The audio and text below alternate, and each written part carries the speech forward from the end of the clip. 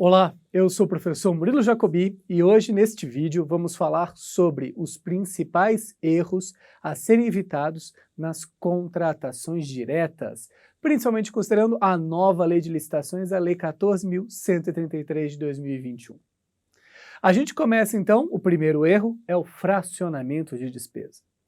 Não é um erro novo, já existia na época da 8.666 e é quando o gestor divide o objeto para se enquadrar irregularmente na dispensa pelo valor. Então, uma situação onde eu tenho que comprar, por exemplo, R$80 mil em cadeira. Eu faço duas dispensas de licitação para comprar R$40 mil. Fazer uma dispensa de R$40 mil, outra dispensa de R$40 mil. Um grande risco, um grande problema. Primeiro, porque toda vez que você foge da licitação, os órgãos de controle abrem o olho. E aí seu risco e responsabilidade pode ser muito grande.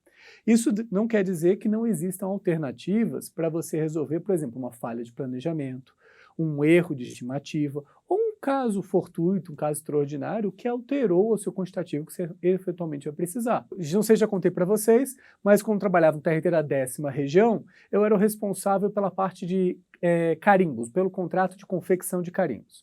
E a gente fazia, em geral, dispensa de licitação e o valor ficava ali no ano R$6 mil, R$7 mil, lembrando que na época, 8.666, o limite de dispensa era R$8 mil, faz um tempinho já. O que acontece? Determinado período, onde era o gestor de contratos, o CSJT mudou a nomenclatura dos juízes de segunda instância para desembargadores da Justiça do Trabalho. Ou seja, todos os juízes pediram novos carimbos para que constasse agora, então, como cargo de desembargador e não juiz. Do mesmo jeito, os chefes de gabinete, do mesmo jeito, os assessores do gabinete. Todo mundo queria que o carimbo não fosse mais o carimbo assessor do juiz tal, mas sim o assessor do desembargador fulano de tal. Veja, foi feita uma dispensa de valor, e aí surge um fato extraordinário, imprevisível, que eu não teria como me antecipar, para para exigir que eu gastasse mais com dispensa do que efetivamente previsto. Nesse caso, fundamentando, juntando as provas nos autos, documentando tudo, fiz uma nova dispensa, extrapolando aí o limite de R$8 mil à época de dispensa de licitação em razão do valor. É a melhor estratégia? Talvez hoje eu fizesse de um outro jeito, talvez mais seguro ou mais cauteloso. Mas é possível. Agora, evite. É muito melhor, nessa segunda hipótese, você fazer uma licitação do que você fazer uma nova dispensa, onde somando extrapole os valores. Ok? Lembre-se, crie uma planilha no seu órgão para você ficar fazendo soma por elemento de despesa. Isso é uma boa tática para salvar ali, para verificar se você não está fracionando despesa. Afinal, não é todo mundo que vai lembrar que em janeiro você fez uma dispensa de papel de almoxarifado, material de almoxarifado, papel, caneta, lápis, e em dezembro surgiu outra. Isso pode dar uma dor de cabeça. Então é importante controlar esses valores e planejar bem para evitar o fracionamento de despesa. O segundo erro a ser evitado tem a ver com a emergência fabricada, ou a emergência que não é emergência. Qual é o grande problema nesse cenário? Onde os gestores públicos ou a administração pública deixam o negócio degringolar, virar um caos, para depois justificar uma emergência para realizar uma contratação sem licitação. Esse também é outro ponto que os órgãos de controle ficam em cima do gestor público, porque é um ponto muito grave para a administração pública.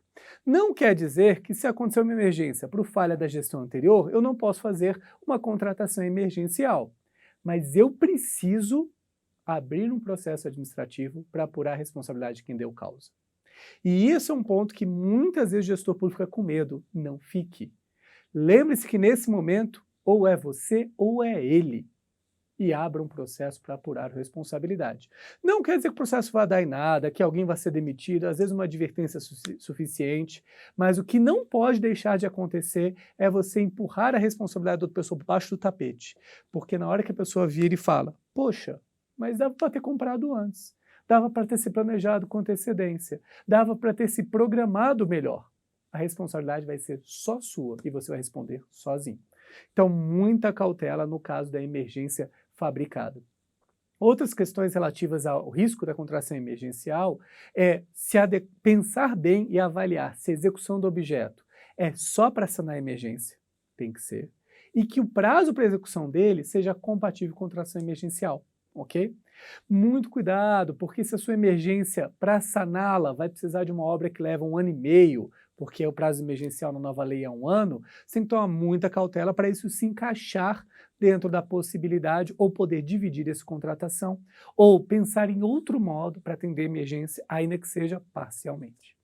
O terceiro erro a ser evitado tem a ver sobre o sujeito a ser contratado.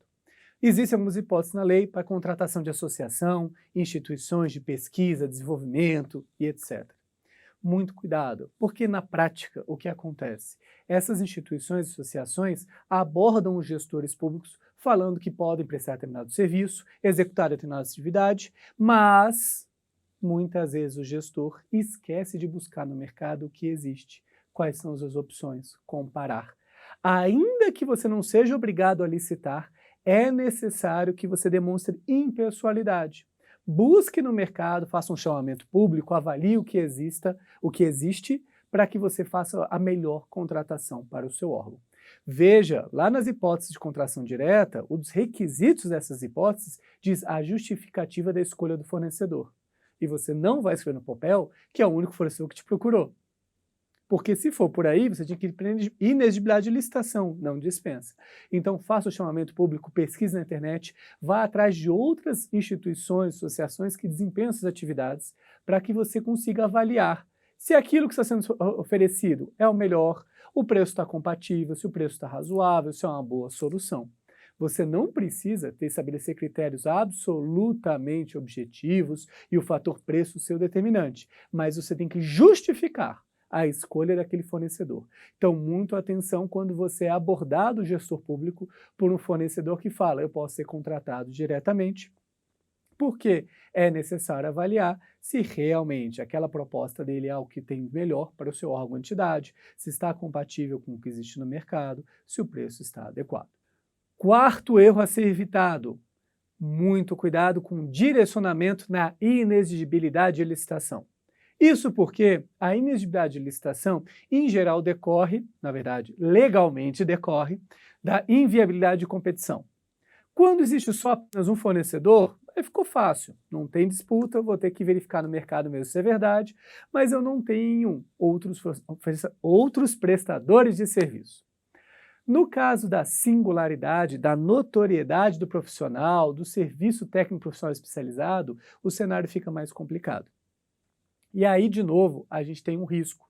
Na hora que você pensa em quem você quer contratar e não no que você precisa. Um dos maiores problemas para quem faz contratação por inexigibilidade de licitação é que ele estabelece que só essa empresa tem um software que faz XYZ. Só aquela empresa tem experiência para fazer ABC. Só que não justifica e não demonstra no processo por que o software XYZ é essencial. Por que a outra empresa que faz sem esse software não pode ser considerada para competir? Por que aquele serviço ABC é tão importante para o resultado que eu espero? Muitas vezes vai ser, mas isso precisa ficar demonstrado no processo, robustamente demonstrado no processo. Não adianta você dizer, por exemplo, que o Instituto Protege vai ser contratado por singularidade, notória especialização, porque ele é o único que tem o professor Murilo Jacobi. Olha, por que o professor Murilo Jacobi vai ser essencial para a execução dessa atividade? Por que contratar o software da Microsoft, o Word, é melhor porque só a Microsoft tem o Word? Por que não existe uma competição para avaliar outros sistemas disponíveis? Por que o Word é o único que te atende? Essa é a filosofia, esse é o cuidado que a gente tem que ter quando faz inexigibilidade. A gente sempre tem que partir do outro lado, o que eu preciso. E por que eu preciso daquilo que só ele fornece? Ou do que só ele tem a singularidade? Por que isso é relevante? Ok? Então, muito cuidado na contratação por inexigibilidade de licitação para justificar por que você precisa daquilo que é exclusivo ou daquilo que é singular. E o quinto ponto e último ponto deste vídeo é sobre a questão de contratar bens e insumos para manutenção e reposição de peças de equipamento em garantia. Muito cuidado. O equipamento está em garantia, eu devo, em regra, licitar para obter do mercado os fornecedores que vendem aquele produto. Lógico que, se o fabricante do produto é o único que me fornece esse tipo de produto, ou faz parte de um conjunto de produtos tabelados, uma realização de uma dispensa talvez seja viável. Mas essa é uma das hipóteses que está na nova lei, copiada 8.666, onde é muito frágil a justificativa para não licitar. Uma impressora está em garantia. Por que eu não licito cartuchos de impressora para comprar o cartucho para essa impressora? Ainda que eu vá indicar a marca, exigir que seja a marca XYZ, porque só ela vai manter a garantia da impressora. Mas é necessário extremo cuidado nesse tipo de situação, porque não é simplesmente o fato de o bem estar em garantia e o objeto ser necessário para manter a garantia que eu vou dispensar a licitação. Porque, ao dispensar a licitação, eu estou correndo um risco quando eu considero a possibilidade de licitar. Então, muito cuidado e muita cautela quando for adquirir bens e insumos para manutenção e reposição de peças de um produto de garantia. Se for um produto de prateleira, produzido no mercado em grande quantidade, onde existem vários revendedores para essas peças e esses subsídios, faça uma licitação.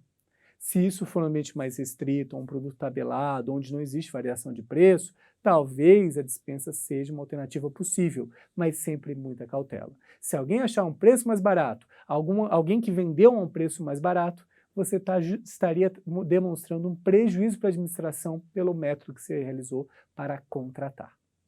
Então, dispensa e inexigibilidade são um risco, mas são um risco muitas vezes necessário e importante para atendermos a eficiência da administração pública.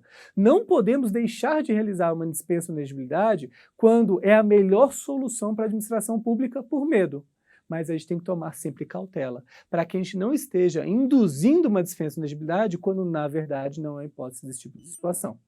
Então, é uma ferramenta, ela tem que ser vista com bons olhos, não é pecado, não é crime dispensar licitação, não é crime fazer uma inexigibilidade de licitação, é crime fazer ela errada. É crime fazer ela quando você deveria ter licitado ou quando licitar trouxesse mais benefício para a administração pública. Sempre mantenha isso no radar e sempre escreva isso no seu processo. Justifique que a sua contratação, sua dispensa é vantajosa e mostre que preenche os requisitos legais. Essa cautela vai proteger você e vai ajudar você a trazer eficiência para o seu órgão ou entidade. Quer saber mais sobre administração pública, nova lei de licitações, contratação direta? Não deixe de seguir nosso canal, se inscrever e anotar o alerta para receber sobre novos vídeos. E no site do Instituto Protege, nós temos o curso do professor Jacobi sobre contratação direta sem licitação. Entra lá, compre o curso para saber tudo o que você precisa para já começar a aplicar a nova lei para as dispensas de licitação. Até mais!